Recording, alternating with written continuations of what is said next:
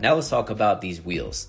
These are 6-inch Airless all-terrain wheels. Now, 85A durometer, and they feel nothing like 85A durometer. The first thing that comes to mind with 85A durometer means hard and no grip. You'll see plenty of grip here. You'll see plenty of off-roading. You'll see plenty of bad roads, and you'll see more than enough comfort for everyday riding.